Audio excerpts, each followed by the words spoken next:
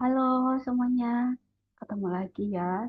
Di video kali ini kita akan membahas secara khusus bagian dari Excel. Nah, jadi kalau kamu seorang pekerja di bagian administrasi atau seorang pelajar maupun mahasiswa, Excel ini pasti adalah suatu hal yang wajib dong kamu ketahui ya. Nah, jadi eh, dalam beberapa video ke depan, kita akan membuat beberapa bagian belajar dari Excel. Kita mulai dari hal-hal yang paling sangat mudah sampai nanti kita belajar hal yang sedikit lebih rumit ya. Nah, tapi tidak usah bingung, semuanya itu bisa dipelajari, kita bahas step by step. Nah, jadi kalau kamu membutuhkan pengen belajar tentang Excel, ini adalah salah satu channel yang tepat buat kamu. Kamu bisa ikuti dan follow, subscribe channel ini karena beberapa video berikutnya kita akan kasih lanjutan dari video ini. Khusus untuk video kali ini, kita bahas tentang hal mendasar dari Excel, yaitu tentang seleksi sel. Namun sebelumnya, secara sedikit ya, langkah pertama yang bisa kamu kerjakan adalah tentunya kamu akan buka dulu eh, Excel-nya. Kamu bisa find dari mode search seperti ini.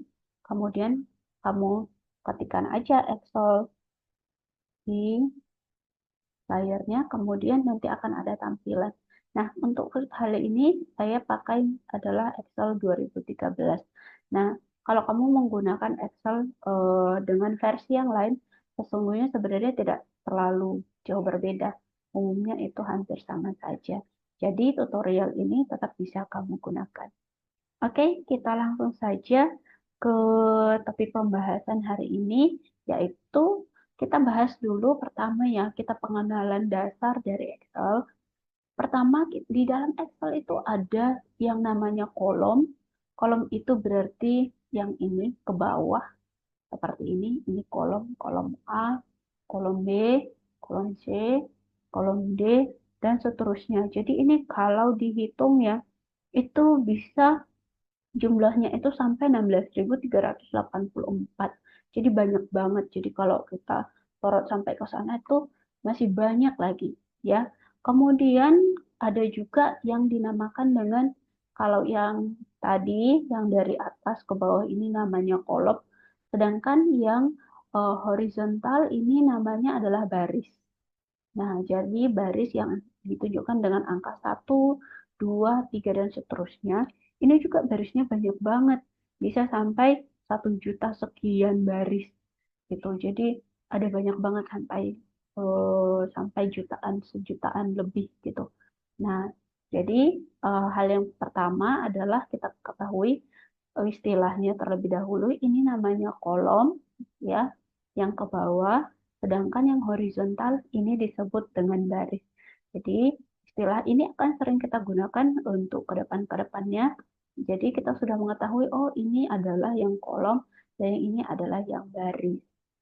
Oke. Nah, jadi Excel itu sebenarnya menyediakan banyak sekali fitur yang sangat membantu pekerjaan kita. Nah, jadi eh, yang pertama adalah saya jelaskan terkait dengan seleksi sel terlebih dahulu. Nah, jadi di dalam Excel tadi kan ada kolom dan ada baris. Jadi perpotongan antara kolom dan baris itu disebut dengan namanya eh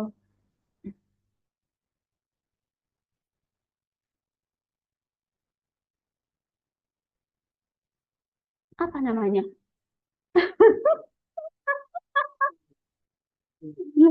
Ah, ah, oke. Nah, nah, Kalau yang di tik itu sel aktif, yang mana? sama tik di kolom berapa? Nah, Nah itu sel aktif. oh, tiba-tiba tadi hilang, nggak ada nampak. Di mana? Oke,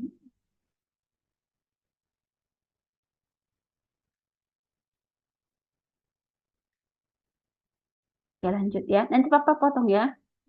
Oke. Nah, jadi tadi sudah dijelaskan bahwa ada kolom dan ada baris. Nah, jadi kalau seperti ini namanya kolom A, ini kolom B.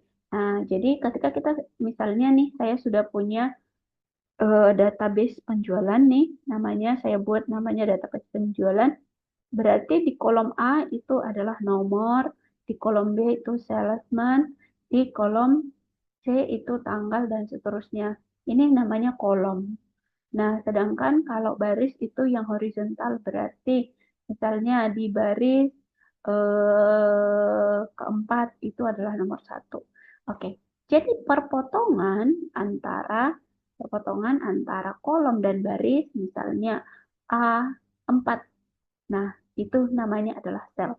Jadi perpotongan, jadi kalau saya geser kursor seperti ini, saya pindahkan ke sini misalnya, maka ini berarti di sini kelihatan di dekat kiri atas ya, ini namanya nama selnya.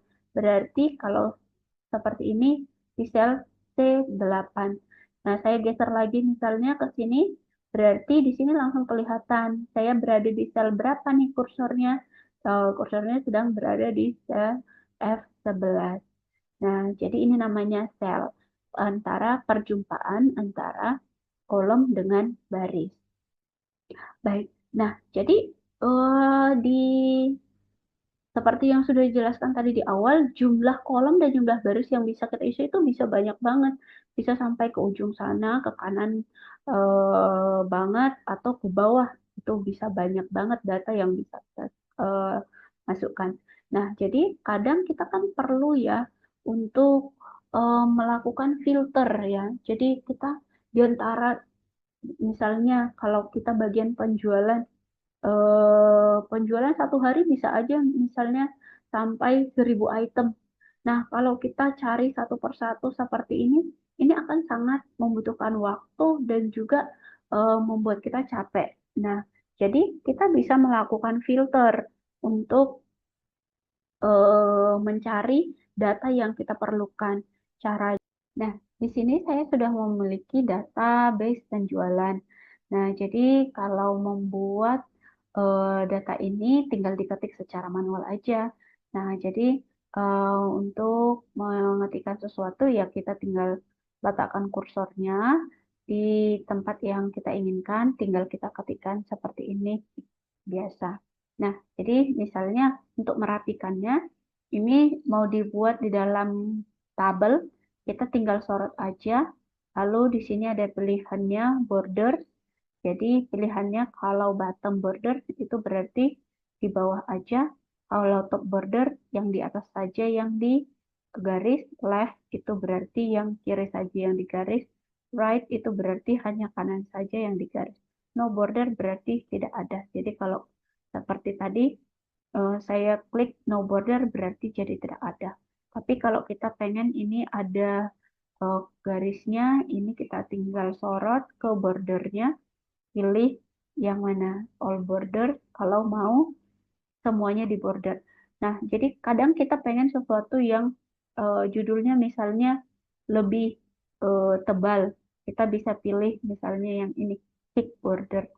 Nah, jadi yang ininya yang bagian judulnya itu jadi lebih tebal atau pinggir-pinggirnya semuanya kita mau bikin yang lebih tebal bisa seperti itu. Banyak pilihannya. Baik. Nah, jadi selanjutnya tadi sudah menggunakan untuk border. Selanjutnya kita lihat untuk menggunakan seleksi sel. Nah, jadi seleksi sel ini kita bisa menggunakan pakai mouse baik secara portable maupun yang dari laptop kita ya. Jadi kita tinggal sorot aja, kita tinggal tarik seperti ini. Ini namanya disorot sehingga terjadi perbedaan warna ya antara yang kita sorot dengan yang tidak disorot. Jadi yang kalau disorot seperti ini warnanya akan terlihat lebih abu-abu. Nah, sedangkan yang tidak disorot itu tetap terlihat putih.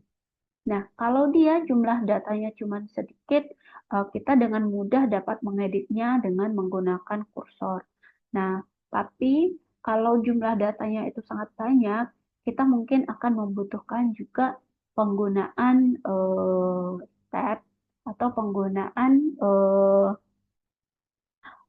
cara yang lain yang lebih cepat.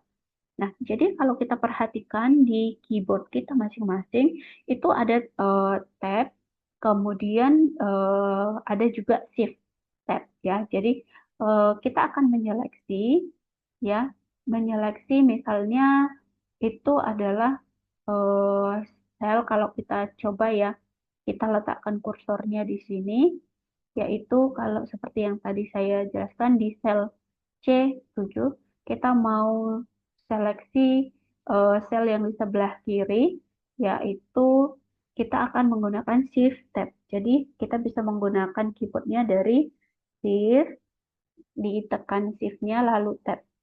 Nah, jadi dia akan bergerak. Jadi kursornya tadi bisa menggunakan eh,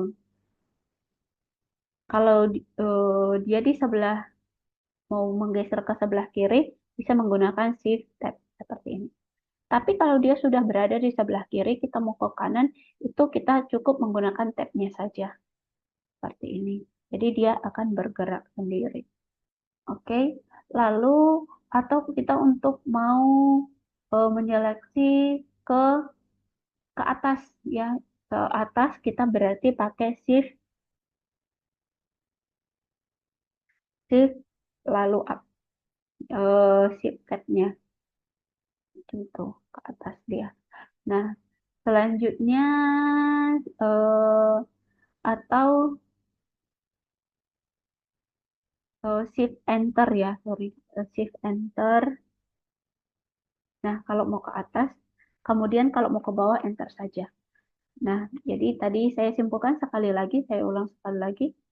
Kalau misalnya mau menggeser selnya itu ke kiri, maka kita pakai shift tab. Tapi kalau mau ke kanan, tab-nya saja. Kalau kita mau ke atas, kita pilih shift enter. Tapi kalau kita mau ke bawah, enternya saja. Ada 4 hal di sini. Nah, selain itu kita juga bisa menggunakan kombinasi antara tombol kontrol untuk mengarahkan ke kanan, ke kiri, ke atas, atau ke bawah ya. Jadi di keyboard kita juga ada tombol page up. Ini adalah untuk menyeleksi sel satu layer ke atas. Jadi kalau misalnya nih dia berada di sel D11 kelihatan di sini, yaitu di kolom D baris 11. Nah, kalau di kita pakai tombol page up, ini akan menyeleksi ke atas,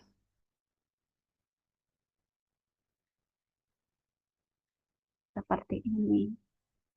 Nah, lalu kalau tombol page down, itu adalah untuk menyeleksi sel ke bawah, seperti ini. Oke, selanjutnya eh, kita juga bisa menggunakan control home, ya. Control home yaitu di keyboardnya control lalu klik home. Nah, itu otomatis pasti selalu kembali ke kiri paling atas, yaitu di sel A1. Oke, lalu kalau kita klik Ctrl N, maka dia akan pergi ke sel paling kanan, yaitu kanan ya, yaitu di sel aktif yang kanan di baris yang paling bawah. Gitu. Nah, jadi ada pada pertemuan kali ini masih yang simpel dulu saja. Kita belajar tentang cara menyeleksi sel, mengenal baris dan kolom, lalu memahami namanya sel. Lalu berikutnya untuk seterusnya kita akan belajar satu hal lagi sebelum saya tutup di video kali ini. Kita akan belajar tentang filter sedikit. Nah, jadi filter ini bisa kita gunakan untuk menyeleksi eh, data yang kita inginkan. Jadi misalnya seperti ini ya. Nah, jadi dari penjualan dari sisi penjual yaitu salesman-nya kan ada beberapa orang nih kita pengen tahu datanya si Agung penjualannya tanggal berapa saja. Ini bisa kita gunakan tombol filter. Oke, ini karena tadi sudah saya sempat buat filter duluan, maka dikembalikan terlebih dahulu. Sekarang kita sorot, kita klik filter, maka akan muncul tanda panah di setiap kolomnya. Nah, jadi misalnya seperti yang tadi saya pengen tahu dong, Agung itu penjualannya di tanggal berapa saja ya. Lalu kita klik tanda panahnya, kemudian kita pilih hanya Agung aja, nggak usah Andri dan yang lain-lain. Begitu kita klik Agung, oke, maka kelihatan Agung itu yang ditampilkan oleh layar itu hanya Agung saja. Jadi kita tahu, oh penjualannya ada tanggal 30 Januari, tanggal 7, dan tanggal 23 Maret. Beserta dengan produk yang dia jual, jumlahnya berapa, harga, dan total penjualannya. Nah, jadi kalau misalnya kita punya data sampai puluhan ribu, jadi mau tanya nih, mau lihat nih selama sebulan ini Agung sudah menjual berapa banyak, tanggal berapa saja. Berarti seperti yang tadi, kita tinggal sorot, ya, yaitu filter. Saya kembalikan dulu. Kalau select all berarti itu semua data akan ditampilkan kembali untuk mengembalikannya. Nah, jadi sekali lagi saya ulangi untuk membuat